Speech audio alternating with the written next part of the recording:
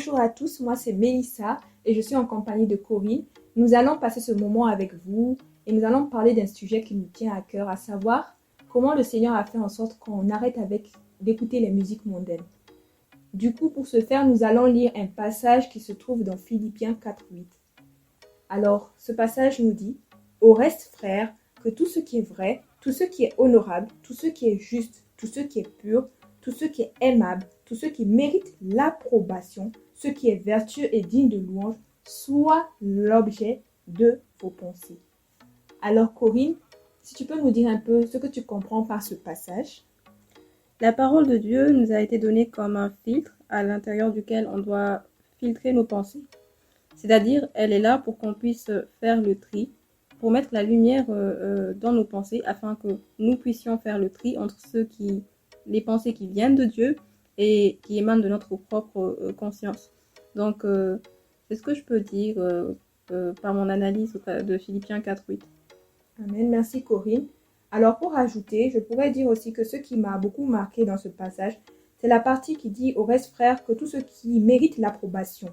C'est-à-dire qu'il faut que tout ce que l'on écoute là, tout ce qu'on regarde puisse être digne d'approbation, c'est-à-dire que Dieu puisse approuver cela. C'est comme si Dieu avait son tampon et qu'il approuve ce qu'on regarde ou ce que l'on écoute. Ensuite, il y a une partie qui dit ce qui est digne de louange soit l'objet de vos pensées. C'est-à-dire tout ce qui est digne de louer Dieu soit l'objet de nos pensées. De ce fait, ce que l'on regarde et ce que l'on écoute doit être digne de louer Dieu et approuvé par Dieu. Or, nous vivons dans un siècle présent où les médias nous renvoient trop de choses, trop d'informations. Et dans ces informations, il y a des bonnes choses, mais il y a aussi des choses que l'on ne devait pas forcément entendre ou même regarder. De ce fait, il faut savoir filtrer tout ce que l'on écoute et que l'on regarde. C'est une révélation qui nous est venue de Dieu et c'est par sa pure grâce. Alors, Corinne, si tu peux nous dire un peu ton témoignage de comment toi, tu as pu stopper d'écouter les musiques mondaines. Oui, j'ai donné ma vie à Jésus en 2017 et je peux dire que ça a été un processus où j'ai dû abandonner certaines choses.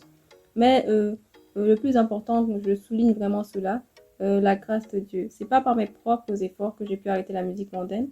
J'étais pas tellement accro, mais le peu que j'ai écouté, j'aimais écouter. J'ai réussi à m'en défaire parce que dans mon renouvellement de l'intelligence avec Jésus, il m'a montré que si je veux grandir avec lui et que je veux bien sûr hériter de ses promesses, entrer dans ma destinée, il y a certaines choses qu'il faut jeter à la poubelle. Il faut faire le tri. Et par la grâce de Dieu, c'est le Seigneur même qui a enlevé ces désirs-là dans mon cœur. Et il a rempli mon cœur de ce que lui il veut. Voilà pourquoi vraiment je peux dire aujourd'hui je suis le produit de la grâce de Dieu, en ce sens que il a vraiment fait que j'arrête même d'aimer les musiques mondaines. Voilà. Alors, merci Corinne pour ton partage. Aussi, je voudrais souligner le fait que la musique mondaine, on en parle comme ça, mais il faut connaître les origines. Donc, en fait, les origines, c'est que Lucifer était un ange en charge de la musique dans le royaume de Dieu. C'est comme si on dirait, c'était le chef des anges chargé de la louange et l'adoration. Donc, imaginez, il avait un grand poste et il louait Dieu avec son équipe. Maintenant, arrivé à un moment, Lucifer a voulu se placer au-dessus de Dieu. L'orgueil l'a pris et il a voulu avoir la même gloire ou plus que Dieu. C'est ainsi qu'il a été chassé du royaume de Dieu. Et lorsqu'il a été chassé, il a amené avec lui un quart des anges. Et ces anges-là sont devenus ce que l'on appelle des anges déchus, encore connus sous le nom de démons. C'est comme ça que Lucifer et ses anges se sont évertués en faire en sorte que la musique devienne exactement le contraire de ce pourquoi elle avait été faite. Parce qu'à l'origine, la musique a été faite pour adorer et louer Dieu, pour le rendre la gloire. Et Lucifer, en quittant le royaume de Dieu, a fait en sorte que la musique soit étudiée et utilisée pour tout ce qui est mauvaise pensée. Donc, c'est comme ça que la musique a été utilisée pour amener des mauvaises pensées dans la tête des êtres humains. Sachant que les mauvaises pensées conduisent à des actes et que les actes, souvent, sont des péchés. Donc, Une mauvaise pensée peut entraîner un acte qui peut être un mauvais acte, à savoir un péché. Et si je peux ajouter quelque chose aussi pour souligner ce que Mélissa a dit, vraiment c'est vrai. Hein. Vous allez remarquer que les personnes qui écoutent par exemple beaucoup les musiques autour de l'impudicité, vous allez remarquer elles seront conduites à commettre l'impudicité, l'immoralité sexuelle, à vivre une vie vraiment désordonnée sur ce plan-là. Et j'ai même entendu certains chanteurs, un témoignage d'un chanteur chrétien maintenant, mais il a raconté comment il était quand il était dans le monde.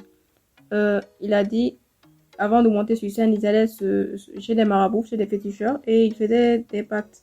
Par exemple, il dit, le féticheur lui dit, si une personne écoute la musique que tu vas chanter, la personne va devenir stérile, par exemple, parce que l'esprit de stérilité est dans la musique là. C'est pour dire que c'est tellement les conséquences de cela.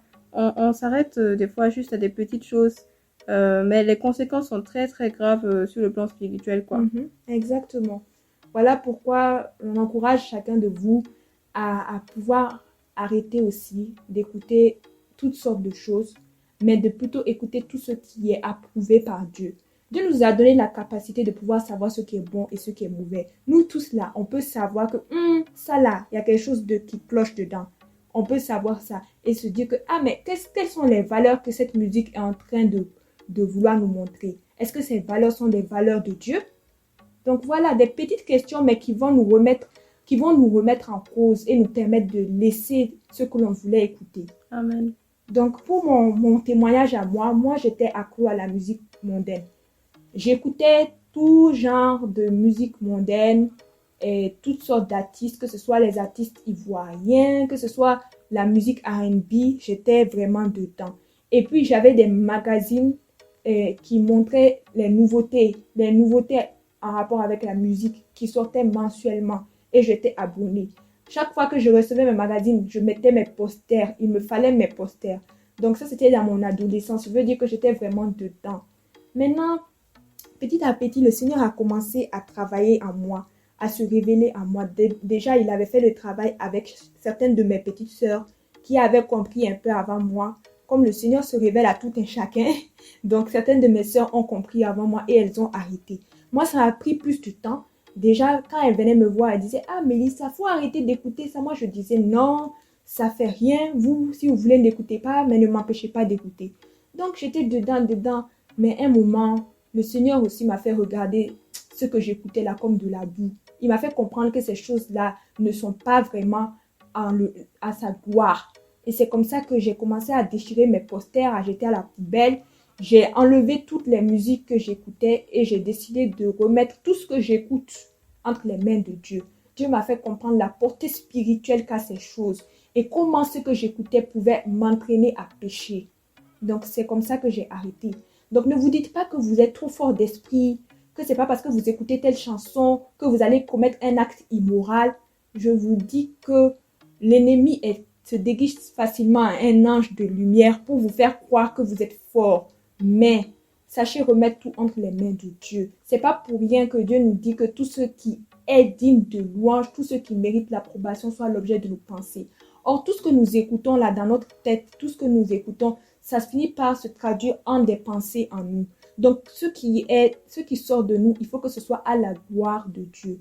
Voilà pourquoi nous vous encourageons vraiment là où vous êtes à reconsidérer ce que vous écoutez, à mettre des filtres, des barrières, à être sélectif afin que vraiment vous puissiez écouter ce qui glorifie Dieu. Déjà, Corinne, si tu peux nous dire un peu quel est le style de musique que tu écoutes. Parce qu'il y a des jeunes, on est en train de leur dire ça, mais ils vont dire, oh, mais si moi j'arrête d'écouter musique mondaine là, je vais me tourner vers quoi? Est-ce qu'il y a des bonnes musiques même à écouter chez les chanteurs chrétiens? Donc, si tu peux nous dire un peu, qu'est-ce que toi tu écoutes? Moi, j'aime écouter du gospel, notamment le gospel congolais. Dena Mwana, Amanda Malila, j'aime beaucoup. Et Lord Lambeau, beaucoup aussi Sandra Mbouyi et Kaz Bloom aussi. Donc, vous voyez, il y a beaucoup, surtout Dieu nous a fait grâce, quoi. Ces temps-ci, dans le royaume de Dieu, il y a tellement de chants. Et puis, ils viennent avec des chansons qui ambiancent, ou bien d'autres chansons qui donnent une bonne adoration. Vraiment, on en a pour tous les goûts et tout ça. dans ce qui est digne de louange, tout ce qui est approuvé par Dieu.